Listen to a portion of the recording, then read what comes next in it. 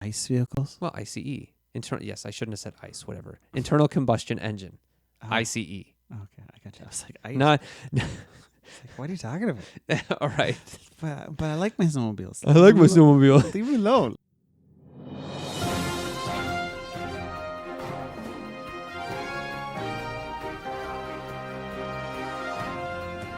Welcome back to Poutine Politics, Canadian issues served with cheese curds. My name's Adam. My name's Mike. And today we're going to talk about the NDP platform for the 2019 election.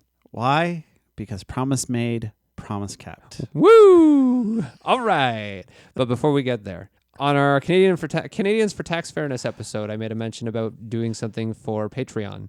The first thing that I figured we were going to do with that platform was if you're getting these episodes on iTunes and on Spotify or through SoundCloud or our website or whatever, obviously I have to edit some stuff because there's a lot of uhs and ums, and sometimes we sound like Justin Trudeau as a result. So I figured we would use the Patreon platform. Trudeau, really? Well, I mean, that's what everybody complains about him about. Water box, drink box sort of thing, right? Water bottle, drink box sort of thing, whatever. Anyways. However, there's material that gets cut out that, some people might think is dull. Some people might think is interesting.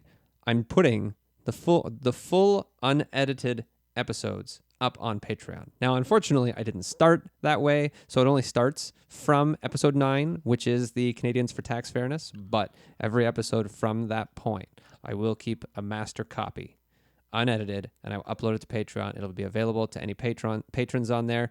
You don't have to donate much. You know what? If you can, $1 a month, $2 a month, $5 a month, whatever. If you want access to the unedited, uncut podcast, kind of like South Park, bigger, longer, and uncut, you can find it on our Patreon page, which is patreon.com/Poutine Politics. How do you spell Patreon?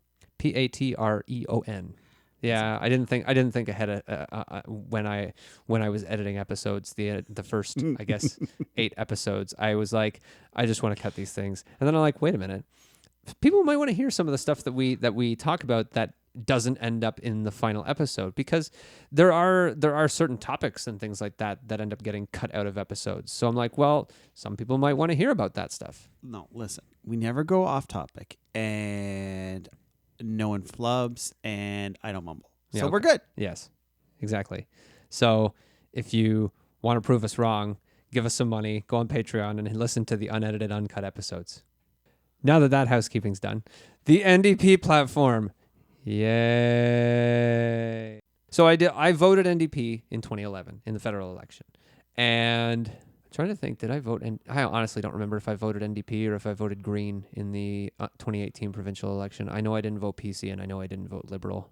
I feel like I voted Green, but I honestly don't remember. So, but I have supported the NDP in the past, but very rarely. This platform document is 109 pages. Now, it's not 109 pages of words, because there are like pictures and the table of contents and this and that and the other thing, but I don't know. I read the 109 pages so that you don't have to. Yeah, he's a brave man. I didn't do it. And I don't plan on ever doing it. I mean, maybe this is the problem I have with political platform documents as a whole, is the fact that there's a lot of words and not a lot of substance, I guess, is the problem that I have with them. But I feel like, to be an informed voter, I should take the time to read them. They took the time to make them. I should take the time to read them so that I choose the party that I am most aligned with when the election actually comes. Mm-hmm. That theoretically will do what they say. Yeah, exactly. This unfortunately, while there's ideas in their platform that I like, I'm worried about how they figure they're going to pay for it. I'm worried about how much of it they can actually implement. And, well, I mean, honestly, I'm certainly one of those people that doesn't feel like the NDP will form federal government, that it will form the federal government for a long time, if at all. But I suppose at the same time, if there's a minority and if they're going to potentially prop up a minority, they could try and get some of their platform ideas through as a result of that. Yeah. So I feel like that's where it's important to know at least some of the stuff that's in their platform, because some of it could get enacted, as a part of them being that bargaining chip. Oh, the Liberals want our support, then they're going to have to put through whatever this part of our platform. You're going to have to include that in whatever bill you're going to pass, and we'll support it. Of course, in the last few days, Jagmeet Singh came out and basically said that he would not prop up a conservative minority. So he played his card nice and early, 2 months out from the election. Woo! Well, it is what it is. Let's find out what's going to happen and then go from there. It'd be nice. I'd rather see a summary of the report anyway, because certain things you can just skip. Right. And I wrote notes about pretty much everything. I'm going to skip a lot of it. But the first thing, and probably the most important thing, is pharmacare. What is pharmacare? What do you think pharmacare is, Mike? Free pharmacy for people. Right. So right now we have, free healthcare, quote unquote. I mean, it's not entirely free, because obviously there's certain services that we pay for or that we have private insurance for. Part of that is prescription drugs. Dental is one of those things we have to pay for out of pocket. Going to a chiropractor, going to a psychologist. There's certain services that we do pay out of pocket for, but if you have benefits through work, then you might have coverage. So the NDP's pharmacare is essentially making prescription medicine free, or covered the same way that going to your family doctor or going to the hospital is covered. I like the idea of a government buying prescription drugs on a wholesale and using their buying power, as opposed to waiting until I need it, because then you can charge any price you want to, which is a problem they have in the US. And if the government is going to subsidize it, if you can make it cost effective, fine. But that's hard to do. Right. I think, and I don't know the numbers on it by any means. Yeah, they're expecting an annual investment of $10 billion. And when it was mentioned in the Canadians for Tax Fairness episode, their estimate, I think, was somewhere between 10 and 15 billion a year as well. Yeah, so it's fine. But if they say 10 billion and they're on the underside, I get it why they would say that, so it's fine. Whatever. Yeah. To put that into perspective as a whole on the federal budget, Right now, federal revenues are about $320 billion per year. So we're talking around 3%. So around 3% of the federal government's budget would go towards paying for national pharmacare. Yeah. It's not enormous.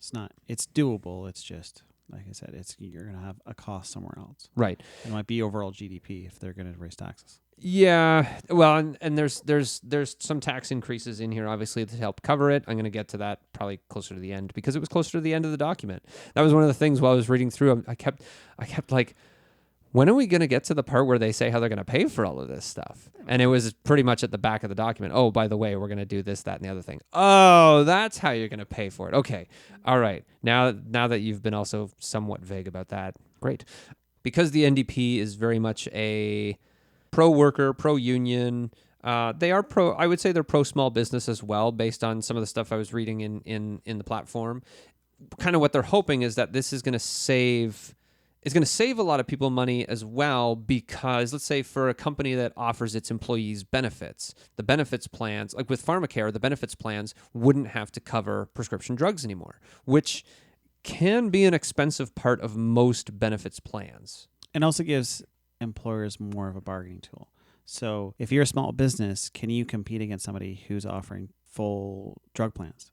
Like, that's a consideration. I do remember taking a job because it had full benefits. Not because it paid well, but because I needed the benefits. It is a consideration that people look into. And if you don't have to have that consideration, well, that makes a big difference. That gives smaller businesses more of a tool to use. Well, any business that doesn't, it's a savings for them. A big savings, too. Mm-hmm.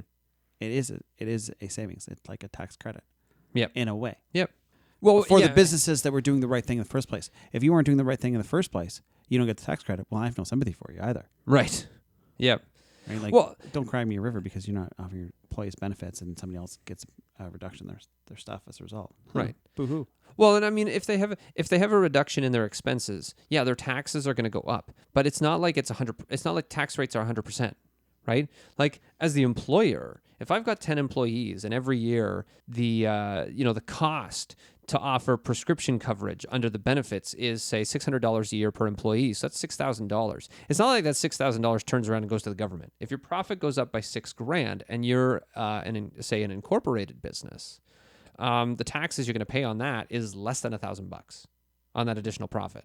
Yeah, no, I'm just talking like it'll just be more money for the businesses to use. Yeah, in general. So and they it's could use just it in other ways. yes, So yeah, it's a tax break for corporations in a way. In a way, yes. Affordable housing.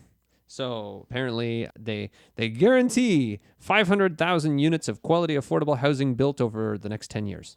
I don't know. How do you guarantee affordable housing? But you're not guaranteeing a location. Right. That's true too. So, yeah, sure. If you make them all in New Brunswick, where housing's so low it isn't funny, yeah, okay. But what about in Vancouver, where the problem is? Yeah. Or downtown Toronto, or any other place that has a massive growth. So I guess part of what I guess maybe they're hoping to stave off some of that issue is introducing a 15% foreign buyers tax for people who are not Canadian citizens and not permanent resident. So if you're not a citizen or don't have permanent resident status, 15% tax to buy a house. Yeah, I think it should be higher, especially in certain locations, especially Vancouver. It's brutal.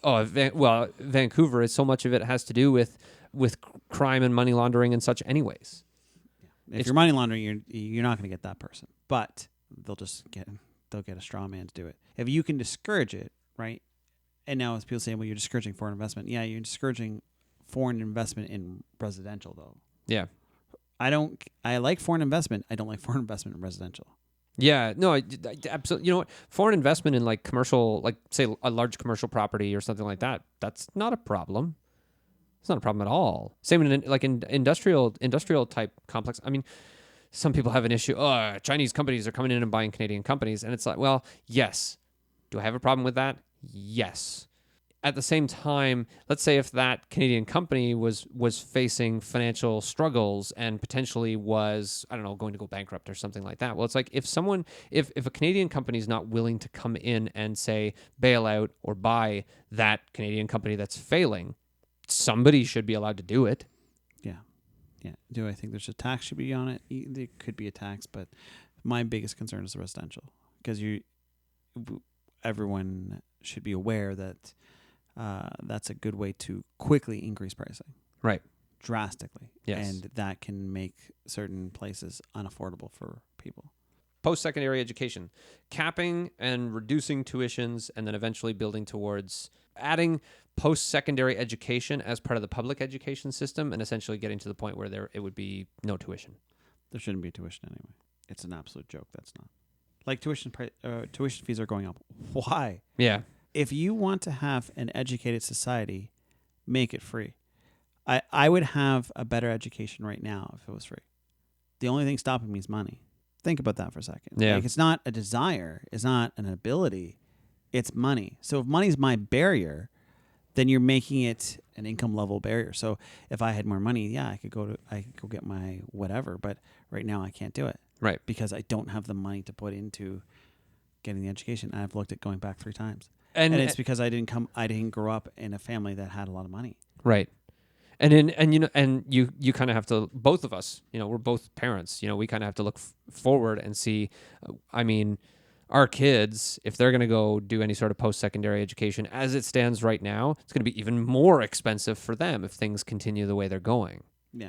And we kind of have to look at it like, how are we, if we can't pay for proper post-secondary education for ourselves, how are we going to do that for our kids? That's why Nordic countries have such higher education, is because they put the money where their mouth is. Right. Although we just go rhino and just build taller buildings and be done. Then we have the highest education.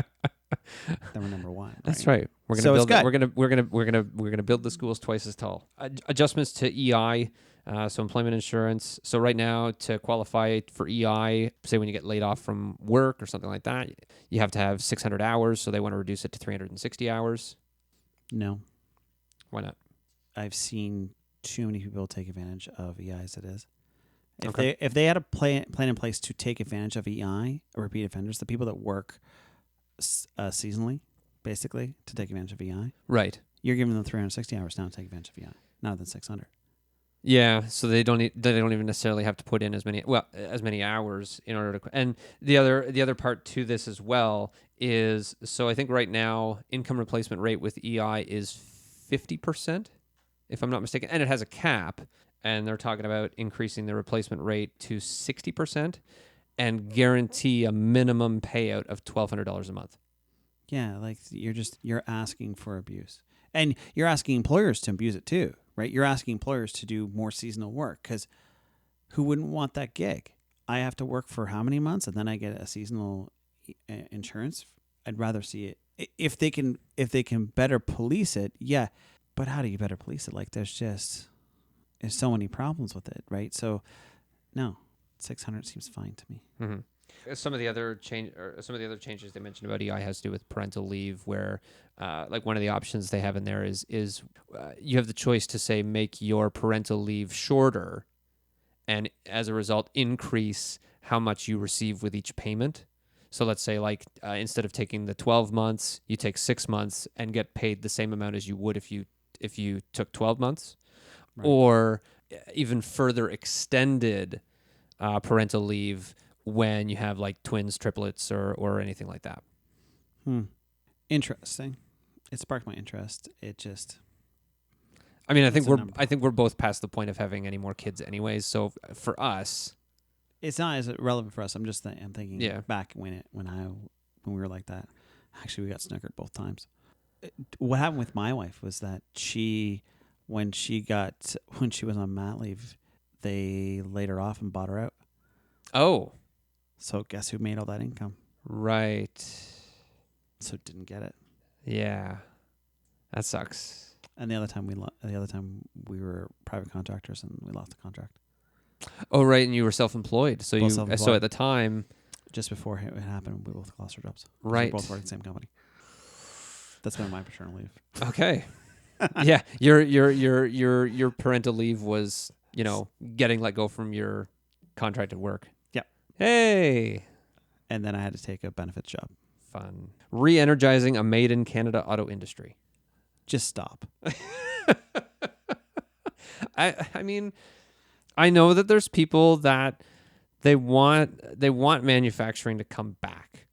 So they're going to adopt a national automotive strategy to attract and retain jobs and investment. It's a terrible idea. How are you? It's just a terrible idea, because a company shouldn't be, I shouldn't say forced, but if you encourage a company to stay because they're losing money because they can make it cheaper somewhere else, you're turning the dial to decrease the funds somewhere else. It's a bad business. Protecting businesses is a terrible idea. Mm-hmm. I know that I've said it before. I love free markets. When you put in measures in place to discourage free markets, then you have problems. And guess what? Cars are globally now. Yeah. Oh yeah. Well, face the fact. Guess what? Those plants in GM in Oshawa, London, Windsor. Sorry, you're not a good business model. That's why you're closing. Yeah. Honda still works. So it's not that it doesn't work. It's just you have to have a better business model. Yeah. And and you know what I mean, costs as a whole, obviously, as a part of that, bad business model, as it were. Because I mean, especially in GM's case, they're sending a lot of that manufacturing to Mexico because they can pay lower wages in Mexico. There's less oversight. There's probably less overhead costs. So I mean, it's certainly going to make the operation more profitable for GM to do that. And it's an unfortunate way to look at it, but that is a free market way to look at it at the same time. Considering how hard the automakers got hit in 2008, it's unfortunate that the jobs get lost. But I guess it's an unfortunate reality of the world at the same time.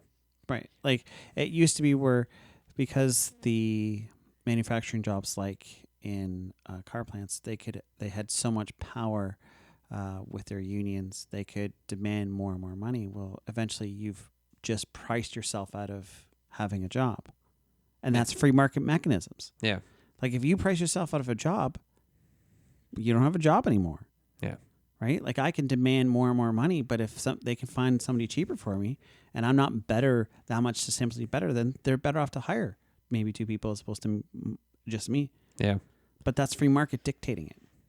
Probably why a lot, again, perception, obviously, because I don't work there, but you go into certain big box stores or even some of the larger grocery stores, right? Like they'll tend to have more part-time employees as opposed to full-time employees, because even though they have more staff, it probably costs them less money to have more part-time people because they don't have to offer things like benefits or pensions or whatever else. Supporting a thriving agriculture sector, some of the stuff like supporting young and new farmers to ensure rural livelihoods are sustainable, I guess. Profitable is sustainable, maybe. Sustainable is making it work, I guess. Offering low-cost startup loans for new farmers. I mean, are there new farmers out there? Yes. And they start up new operations? Yes. I would say there's probably a good chunk of farming operations that it's more like, the kids are taking over from the parents. So do they necessarily need access to startup loans when the farm is already established? I guess it depends on what they're doing. I'm not buying acres of land and starting a farm, even though I know how to run some aspects of the farm. I'm still not starting a farm. Not with how much land costs in certain places too. Good farmland is not cheap anymore either. I wouldn't buy it anyway. It's too much work. Farmers don't make money. Certain farmers make money. That's what I'll say. Oh, certain for sure farmers do. But yes, you're right. In my experience of dealing with farmers doing income tax, I would say especially smaller operations, because again, we're in Ontario. Like out west, they're much larger farms, they're much larger acreage. There's more money involved, and I'm sure, barring things like drought and stuff like that, I'm sure there's farmers out there that are making quite a bit of money. But again, is it like the small family? Is it the quote unquote small family farm, or is it more like corporate farms? I don't know.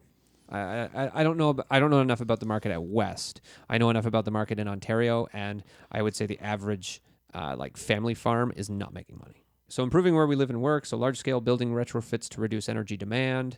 So whether that's better insulation, better solar panels, better heating systems, stuff like that. So it's a government like a government program to say either we're going to provide tax credits or grants, or we're going to pay for this kind of stuff.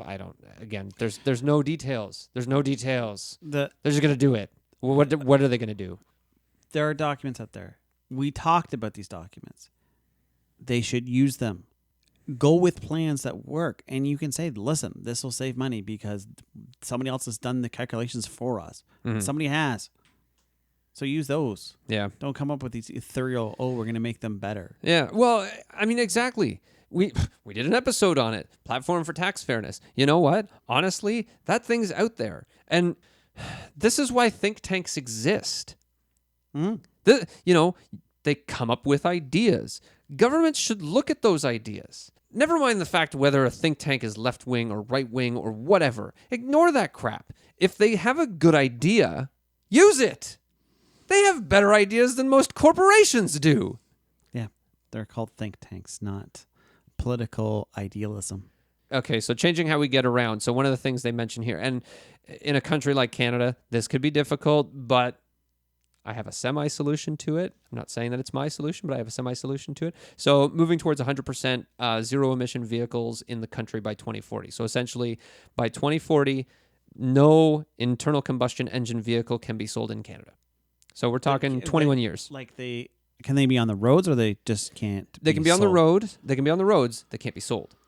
My solution to this, and I'm not saying that this is an original idea. I probably read it somewhere and it was like, yeah, you know what? That's a good idea.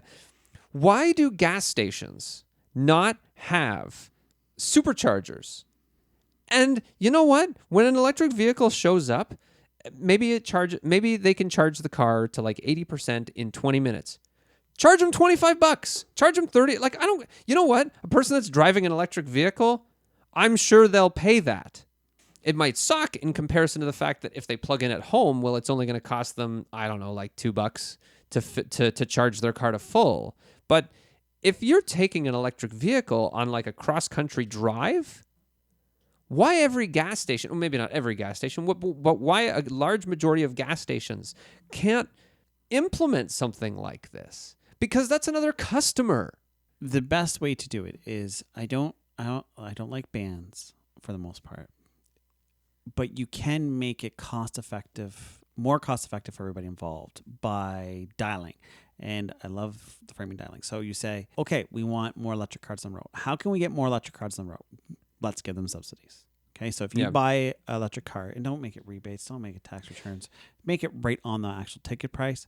And as you have more companies making electric cars, if you can also make it so that way it's cost effective for a manufacturer to put in electric charging ports wherever they may be and make it worthwhile. Right now, that's just not worthwhile because there's just not enough electric cars out there. Right.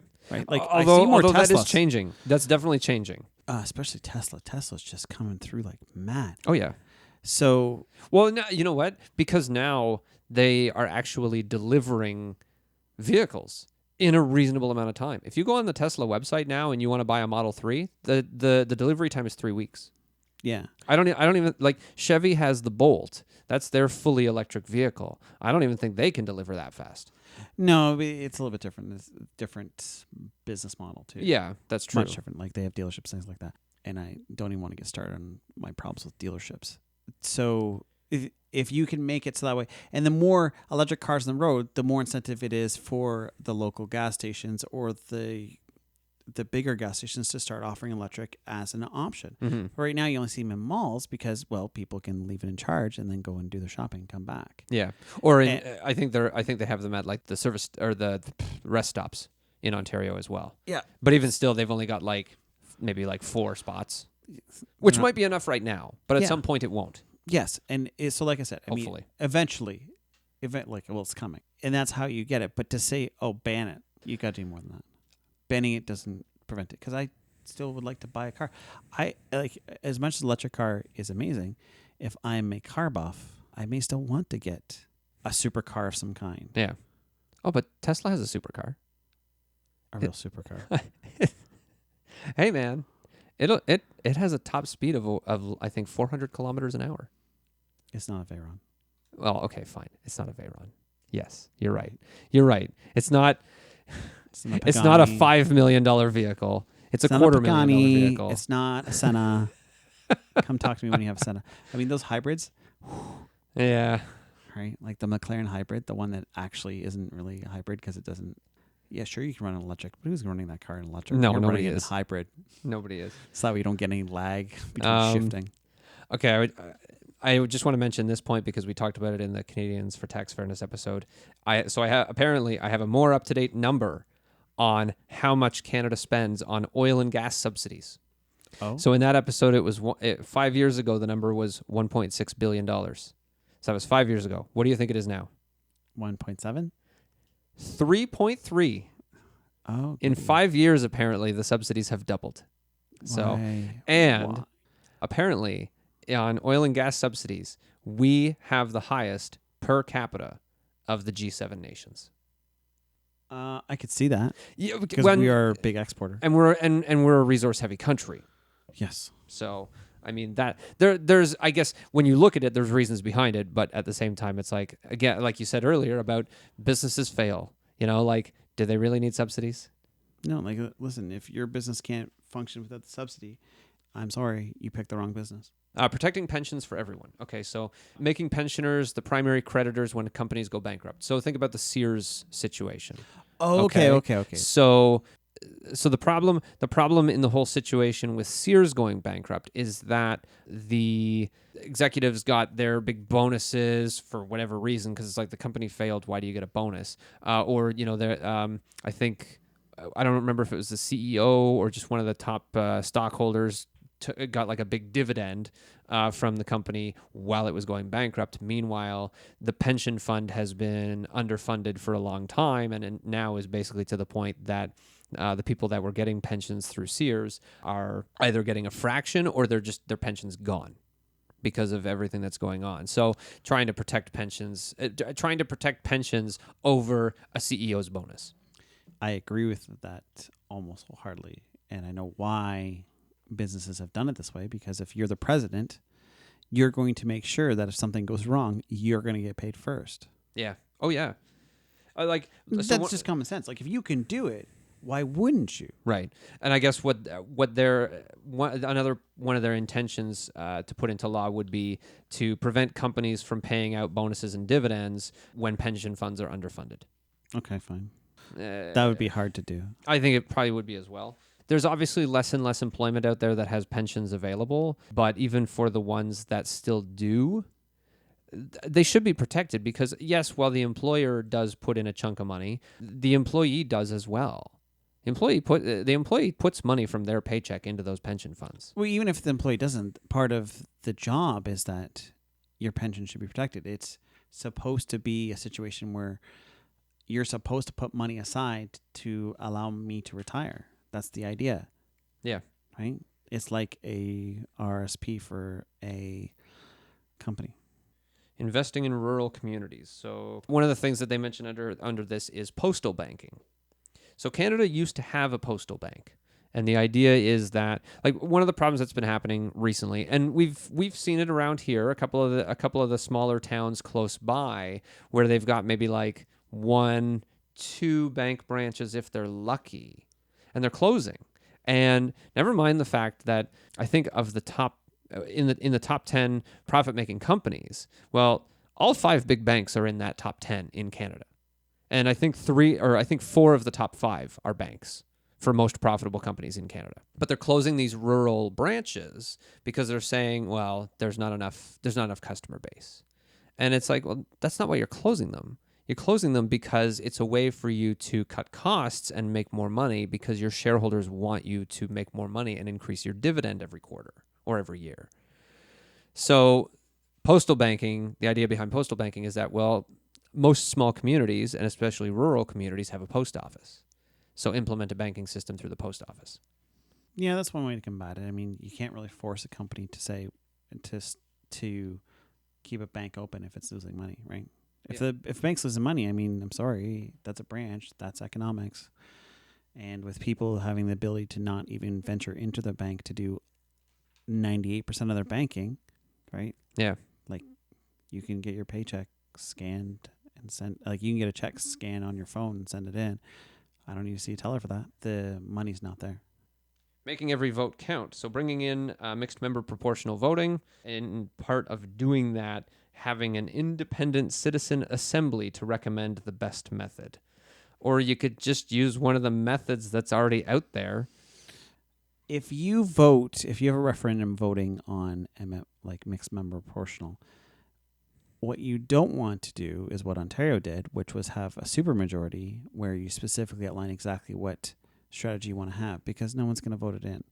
If you're going to have a referendum changing the voting system, you have to say, okay, do we want to change the voting system? Yes or no. Right. That's the way to do it. If you just say, we're going to offer this one system and each province has to agree to it. If one province doesn't, it fails. And if we don't meet 60% threshold for agreement, it fails as well. I'm like, that's never going to happen. I'm of a mindset, honestly, that the government should make the decision and make the change, and there should be very little input.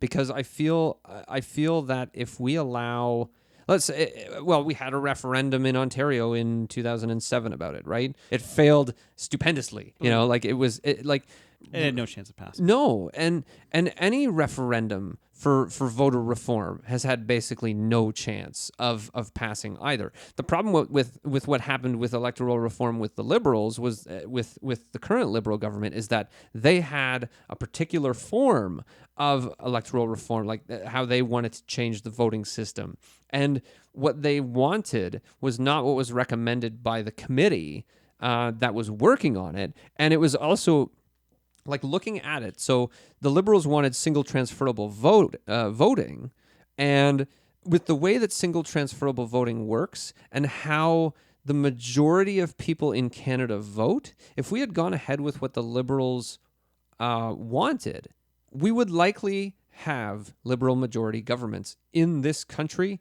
into perpetuity. Because someone who votes NDP or votes Green is probably going to vote would probably vote Liberal second. Would you agree with that? Yeah, I can see where you're coming from. What would end up happening is that people would get more towards the center. Like the Yeah, political party system would go more towards the center, right. as opposed to leaning on the outliers. Yeah. And you would have parties like the Green Party would be a center party as opposed to a left or a right. You'd have all these different other parties that would be more center. So would the Liberals win every time? They would win initially, but they wouldn't win forever. Yeah, I mean, I feel like eventually, obviously, yeah, they wouldn't win at some point. But I feel like if based on the political landscape right now, unless there was like a major fracture of the political parties, and we went from like a 4, or I guess if you count the PPC, a 5-party system, we ended up in like an 8-party system as a result of a change in the electoral system. Then yeah, the Liberal Party would eventually get to the point where they're not going to be the ones forming government unless it's through like a coalition or something like that. But my initial thoughts when I really started researching it was like, well, of course that's the voting system they wanted, because of any proportional representation voting system, single transferable vote is the one that benefits the Liberals the most. Reducing the voting age to 16. Why? I've heard arguments for this saying that, essentially someone who is 16 is old enough to be able to make that choice and make an informed choice. No, keep it at adult age. You'd keep it at 18? Yeah, I'm not 100% sold on changing it to 16 either. I understand the argument for it. I don't know if I support it. Just because you can make an informed decision doesn't mean you're going to. Yeah, exactly. Raising revenues through new, fair, and progressive sources. So this is how we're going to pay for everything. All right. So rolling corporate tax rates back to 18%. So this is for large businesses, not small businesses. So the Canadians for Tax Fairness plan spoke about increasing the corporate tax rates for big business and small business. The NDP only talks about increasing it for big business, which again kind of points to the fact that they support small business owners, because they're saying, well, it's the large businesses that should be paying the additional taxes to help cover all these things that we want to pay for, so all these things that citizens would benefit from, right? So far, so good. Yes. So increasing the top tax rate to 35% from 33%. So an extra 2% tax for earnings above $210,000. So that's not that if you make that much money, you pay 35% taxes on the whole amount. And I'm only talking federal tax rates at this point. It's if you make more than that, every dollar above that amount, you get taxed 35%. So 2%, I don't know how much more that would make. A 1% wealth tax on individuals with wealth over 20 million. And that's lower. That's less than what the Canadians for Tax Fairness plan suggested, because theirs was on a 45% tax on estates over $5 million when someone passes away. Well, see, I like that wealth. It does, but that's just in general, right? Like that's just if you have $20 million, you get taxed 1%. That could be a real problem. Yeah, because who would stay who's rich? Right. Well, there are people that would. There's people that would. Well, I'm not talking about the ones that would stay no matter what. Right. Red and white no matter what. I'm talking about the ones that are like, well, I don't have to be here. See you later. Bye-bye. Yeah. Increasing the capital gains inclusion rate to 75%. So right now, half of a capital gain from selling a stock or selling a rental property or any sort of property that you make money on. The point they make in the document is that 88% of the benefits of lower inclusion rates goes to the 1%. So again, an increase in the capital gains inclusion rate is going to affect the wealthy way more than it's going to affect the average person. Continuation on like the tax fairness project, like that's why you have think tanks. That's where you can save money.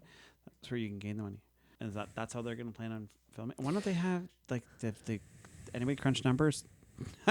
Sorry. There's yeah, I mean, at least the platform for tax fairness had dollar amounts on it where they're like, if we implement this is how much money it's going to raise for the government, or this is how much money it's going to save the government. And in their And I mean, again, all they were looking at was taxes. They're not looking at public policy as a whole. But they're like, well, we know that parties are talking about pharmacare now, and they're talking about affordable childcare, and they're talking about, a green economy and things like that. Well, if you implement these things, you can pay for those things. Imagine that. But the NDP platform was very light on numbers, like extremely light on numbers, and extremely light on details. It was basically it was like someone made had a whiteboard on the wall and they just made bullet points, and it's like, okay, well, what do we want in there? And okay, we'll flesh it out with some nice language, but we're not going to flesh out the policy document with what most of this stuff actually means, how we're going to implement it, what it's going to cost, and how we're going to pay for it. That's what I want in a platform. Tell me how you're going to do all this, because this is why we run into situations where parties make hundreds of promises. And then when it gets to the end of their mandate, people are disappointed because they can't meet half of the promises, or they break a bunch of them, or so on and so forth. Like, stop with the promises and just give me concrete, this is what we're going to do to the best of our ability. I mean, you know what? If some things fail, yeah, that'll suck, but I get it. When over half of the stuff that you mention in your policy document, you can't fulfill as the government, especially if you're in a majority, that doesn't help anybody. I'm voting on a bunch of nothing. How do you think the PC in Ontario's got elected? Yeah, exactly. Maybe that's how it should be. You know what? Platforms should now be a website that people can read in 15 minutes. Here's the stuff we stand for. Go vote for us. Maybe, and have a big donate button that's on it. We're raising money for the election. Like, maybe that's what the parties should do now. It would save me a lot of time. It took me 4 or 5 hours to read this thing to try and give you the Coles notes. And this isn't even Coles notes. We've been going for an hour at this point. Yeah, and you didn't even touch on the cellular plans that they plan in Burger. No, you know what? That was one. That's a nothing burger. So that has been the highlights, I guess, or possibly lowlights of the NDP's platform for the 2019 election. Like I said, I read the 109 pages and summarized it so that you wouldn't have to. If you still want to go ahead and read it, you can. I feel like I've covered the stuff that a lot of people are going to care about. So we got 3 more of these coming up. Yay. Fun. We're not going to do PPC?